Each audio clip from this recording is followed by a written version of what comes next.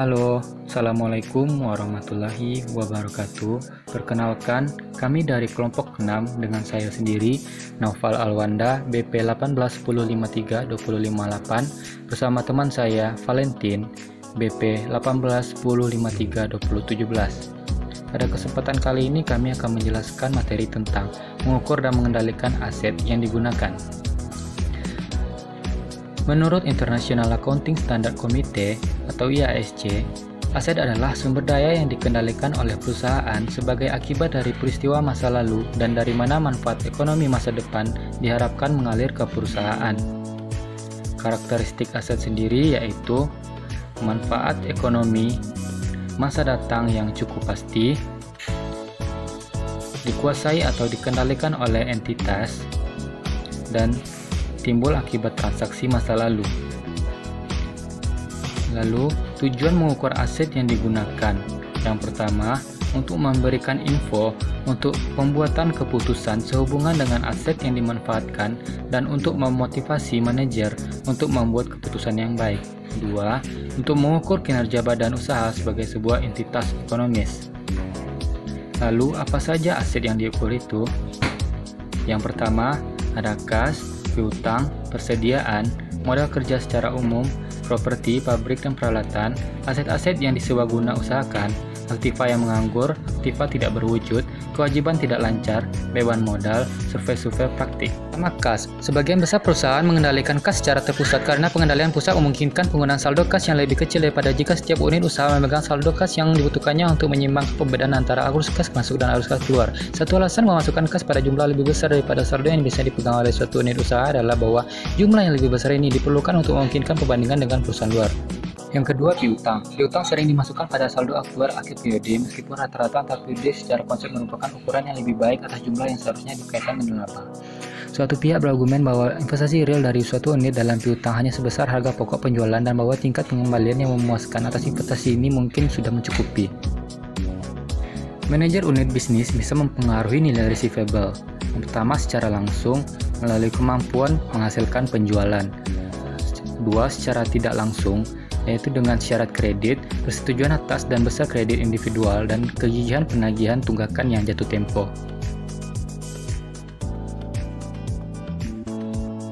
Ketiga, persediaan. Persediaan biasanya diperlukan sama seperti piutang, yaitu dicatat pada jumlah akhir meskipun rata-rata antar periode lebih baik secara konsep. Jika persediaan barang dalam proses didanai melalui pembayaran di muka atau pembayaran di cicilan konsumen, seperti yang biasa terjadi jika barang tersebut membutuhkan waktu produksi yang lama, pembayaran tersebut akan dikurangi dari jumlah persediaan kotor atau dilakukan sebagai kewajiban. Modal kerja secara umum. Perlakuan atas modal kerja sangatlah bervariasi. Pada satu sisi, perusahaan memasukkan seluruh aset lancar ke dalam dasar investasi dengan tidak mengeliminasi kewajiban lancar, karena jika unit-unit usaha tidak dapat mempengaruhi utang atau kewajiban. Kelima, properti, pabrik, dan peralatan. Dalam akuntansi keuangan, aset tetap awalnya dicatat pada biaya perolehan dan biaya ini dihapuskan sepanjang umur ekonomis aset melalui penyusutan. Hampir semua perusahaan menggunakan metode yang sama dalam mengukur profitabilitas atas dasar aset dari unit usaha. Hal ini menyebabkan permasalahan serius dalam penggunaan sistem tersebut untuk tujuan yang dimaksudkan. Keenam, aset-aset yang sewa guna usahakan. Banyak perjanjian sewa guna usaha merupakan perjanjian pendanaan, yaitu perjanjian tersebut memberikan cara alternatif untuk menggunakan aset yang seharusnya didapatkan dari pendanaan dengan utang dan modal. Sewa guna usaha finansial adalah sama dengan utang dan dilaporkan juga dalam neraca. Urusan pendanaan biasanya dilakukan oleh kantor pusat. Ketujuh, aktiva yang menganggur. Jika suatu unit usaha memiliki aktiva yang menganggur yang dapat digunakan oleh unit lain, maka unit usaha tersebut dapat diperbolehkan untuk mengeluarkan aktiva tersebut dari dasar investasinya. Tujuan dari izin ini adalah mendorong para manajer unit usaha guna melepas aktiva menganggur ke unit lain yang mungkin memerlukannya.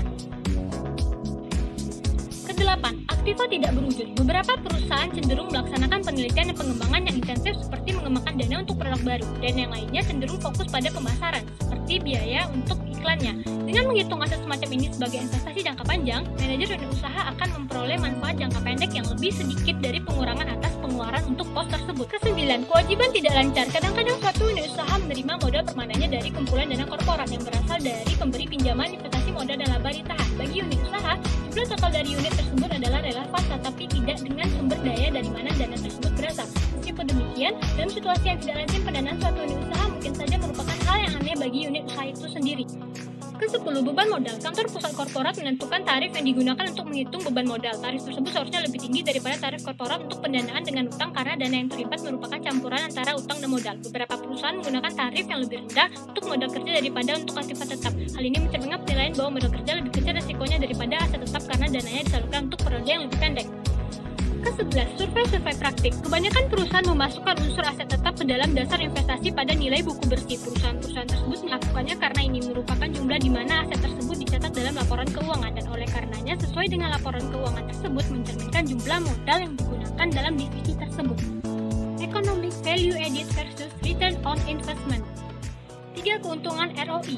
Pertama, ROI merupakan pengukuran yang komprehensif di mana semua mempengaruhi laporan keuangan tercermin dari rasio ini. Kedua, ROI mudah dihitung, mudah dipahami, dan sangat berarti dalam pengertian absolut. Ketiga, ROI merupakan denominator yang dapat diterapkan ke setiap unit organisasi yang bertanggung jawab terhadap profitabilitas tanpa mempedulikan ukuran dari jenis usahanya. Keuntungan EVA dibanding ROI. Dengan EVA, seluruh unit usaha memiliki sasaran laba yang sama untuk perbandingan investasi, sedangkan ROI memberikan insentif yang berbeda untuk investasi di antara unit-unit usaha.